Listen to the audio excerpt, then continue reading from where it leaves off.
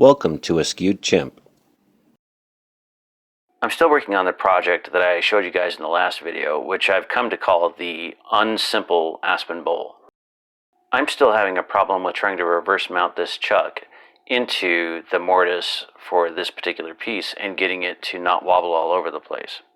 After making sure that I had looked around online as much as I could, and that I had cut the mortise as cleanly as I possibly could, making sure there was no debris in it or anything else that would cause a problem, I gave up. When I couldn't find the answer to whatever it was that I was doing wrong, I started looking around for videos of people that had successfully reverse mounted their bowls to see if maybe one of them had a tutorial or if I could figure out what they were doing differently from what I had done.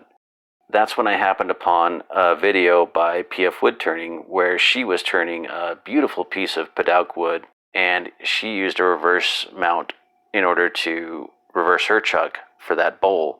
And so I left a message for her asking her if there's any pointers that she could give. And she was kind enough to return my message, but gave me the same pointers that I pretty much already had. I did appreciate that somebody who's far more advanced than me was willing to answer my silly little question, and she did it very quickly, by the way, so I appreciate that. I'll leave a link to her channel in the description. After making sure that I had followed all of her instructions and those of anybody else that I could find as well, I still had the issue. In fact, the only difference in the bowl between my last video and this video is a couple more catches that I put into it when I was trying to follow everybody's advice to make sure that I had cleanly cut the shoulders of where I mount the chuck and to make sure that I had cut the recess correctly. My friend Stan had seen the last video though, and so he called me and he talked to me a little bit, and he recommended a couple of different things. While I am not a tool guy, Stan is, and he actually understands how to do a lot of different things with wood, even if he doesn't specifically have experience with making a bowl. So he gave me some good ideas. After having watched my video, Stan agreed with me that the aspen is probably too soft in some places and stronger in others, and that it's entirely possible that the chuck is centered and put in correctly, and it's just a difference between the densities of the different types of wood within the aspen blank. I found that somewhat assuring. But Stan also offered an alternative. He pointed out that I could use CA glue to reinforce the mortise, kind of like we had done on the pilot holes with my first bowl. The problem with this is that I've already put a lot of CA glue into this, and it's getting kind of sloppy, and also to me that seems excessive. And also it's not off by very much as far as the centering goes, so I'm not actually losing that much wood. I think that if I had epoxy that I could mix with some of my aspen shavings and make it look more realistic and make it look more authentic, even though it's on the underside of the bowl, I would probably be more inclined to do that, or to even just pour epoxy into the entire mortise and cut it out again once it all dries. But for this bowl, I don't think I want to do that. The second idea that Stan had was a pretty good one, I thought, and I decided I would go ahead and give that a try. What he recommended was that I put the chuck in place inside the mortise. Then I should set the tailstock to hold the chuck in place and tighten it until the chuck was under some pressure. This might help equalize the depth of the chuck inside the blank and might subsequently reduce the wobble. When I gave this a go, it actually worked pretty well. I kind of like this idea as a solution, at least for right now, or until I find a better one in the future with future projects. One concern I have, though, is that because I'm forcing it in, I wonder whether or not this piece is going to come loose from the chuck as I continue to work on it once I get it reversed. But I guess we'll find out. Once I knew I had a plan for how to mount the chuck into the mortise, I went ahead and I burned my mark into the bowl. This one actually came out neater, and I'm pretty happy with how it looked. That's a pretty good sign of progress, and at this point I'll take any victory I can get. The next thing to do was to determine what type of finish I was going to use on this bowl, and because of the issues that I had had last time with a finish that took several hours to dry and that had a very nuanced application, I decided that in this case I would use some of the beeswax that I had in my garage already. I have 2 different bricks of beeswax in my garage, and I'm not sure what to attribute the color difference to. I don't know anything about beeswax really, but in this case I thought that just because aspen is a light wood, I would go ahead and I would use the lighter colored beeswax on this. I don't know if I used the right amount or not. I used what I felt was a sufficient amount. To my eye, it was really reflective, and I got to see a pretty high gloss finish on it, but I don't know if I had used enough or not, and I don't know if you're supposed to use more or less. I don't actually know how much you're supposed to use. If anybody does know, go ahead and let me know. So after puttering around a little bit longer and messing with a few things that I'm not going to bore you with on video, I decided it was time to mount the chuck. I started by placing the chuck in the mortise. Then I slid the tailstock up to support the chuck. Next, I expanded the jaws of the chuck, not so that they were actually holding the chuck in place, but so that they were pretty close. I then locked the tailstock into position and used the lever at the rear to push the tailstock forward, which would push the chuck forward and deep into the wood. Once the chuck was embedded as deeply into the bowl blank as I felt comfortable with, I widened the jaws on the chuck so that I could hold it in place inside the mortise. I then removed the tailstock so that it wasn't putting pressure on the chuck anymore. When I tested it, it didn't seem to have too terribly bad of a wobble, so I went ahead and moved forward with it. After reversing the mount and putting the piece back on the lathe, I noticed a number of new cracks that had formed. I decided that I would go ahead and patch those up before I started turning it. Once they were all patched, I began rounding the bowl again. It's here that I feel the need to remind you that I'm not making you watch everything that I did to this bowl, because I moved very slowly and I took my time. Suffice it to say that there's a lot of film left on the floor, and this took a lot longer than the video is going to take you to watch. When I was done rounding the outside of the bowl again, I went ahead and squared up the foot of the bowl. To give an example of how much time I took to do every little thing, in this case, I'm just using the parting tool to try to shore up the base of the bowl and try to get it square. But I'm also being extremely careful to make sure that I don't hit the chuck, because lots of bad things happen if you hit the chuck with any of your tools. Even though there's a lot of room here to work with, I'm going really slowly, not just so I don't hurt the bowl and just so I don't get a catch, but also to make sure I don't hit anything I'm not supposed to, and I go a lot slower than you're probably used to seeing. In case you're curious, I'm showing you less than half of the time it took me in order to get the base of the bowl squared up.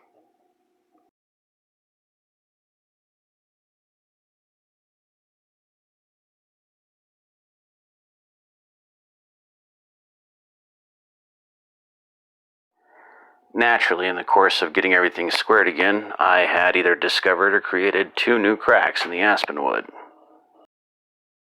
The point is that there's a lot more going on in this video than I have time to show you or that you have the patience to watch. But every time I turned around, there was a new crack, or there was something else I needed to square up, or there was something that needed to be tightened, or I wasn't holding my tool correctly, or some other little thing that cost me a lot of time and patience. In other words, I've watched a lot of videos, and I'm telling you, this is nowhere near as easy as a lot of other people make this look. For example, in this clip, I'm not even sure I'm using this bowl gouge correctly. It's really not that important whether I'm using it correctly or not, though. Not for very long, at any rate. Upon getting everything sorted out and getting the bowl remounted onto the lathe, this was the result. And obviously, I was back at square one to try to get it rounded again. Alright guys, this is horrible. So, you can see the chuck. The problem is, this is almost to the maximum width of the chuck's ability to expand its jaws. And I don't have any other jaws because they are expensive and they didn't come with.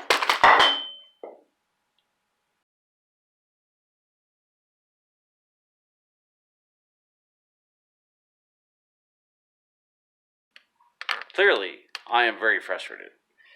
In any case, so what happens is I can put this on here and turn the jaws in so that it's squared up on the jaws.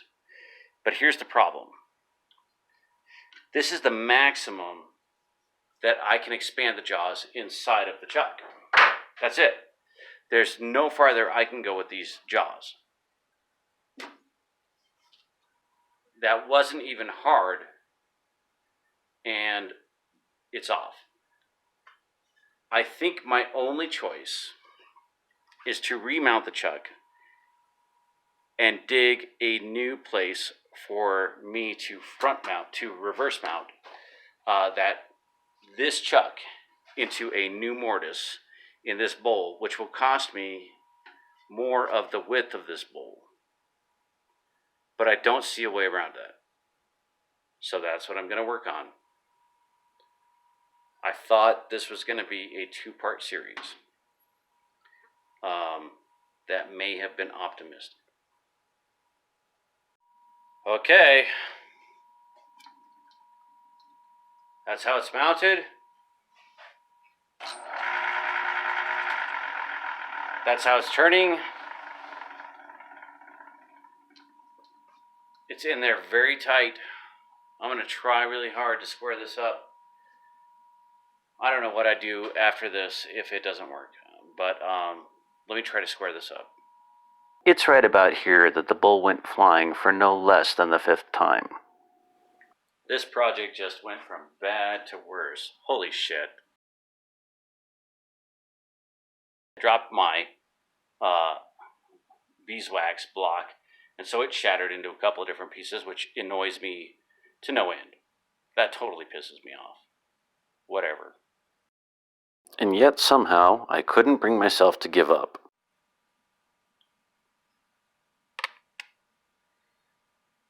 Okay, so I've gotten the mortise redug. Let's try this again. I've got a little tiny piece of wax. We'll see how well this works.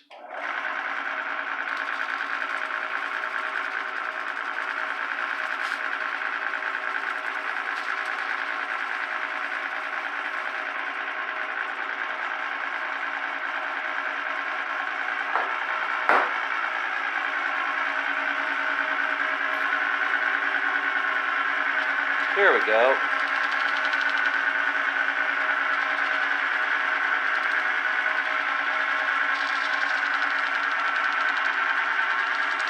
Bear in mind, I'm just trying to seal this.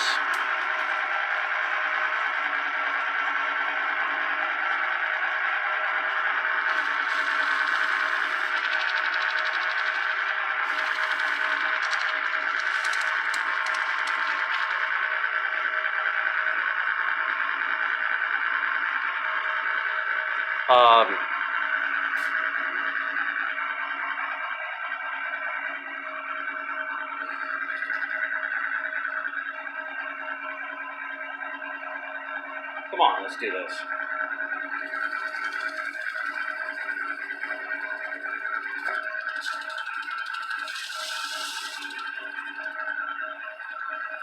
Ram it.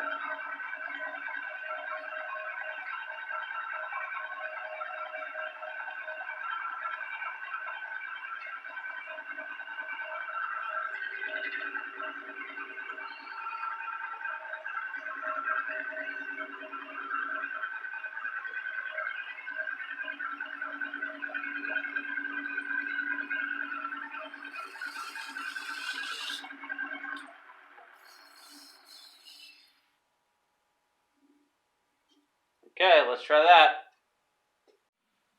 Okay, I have re-drilled the mortise, and let's see where that leaves us.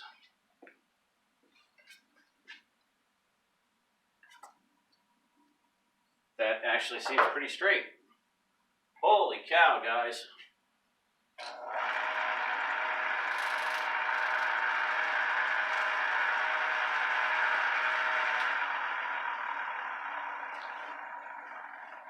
All right, it's not great. It's not perfect, but it's not bad. Let me reverse this again and see how this goes. So this time I have chosen to start on the interior of the bowl so that if it flies off of the chuck, I can just stop what I'm doing and call it a day.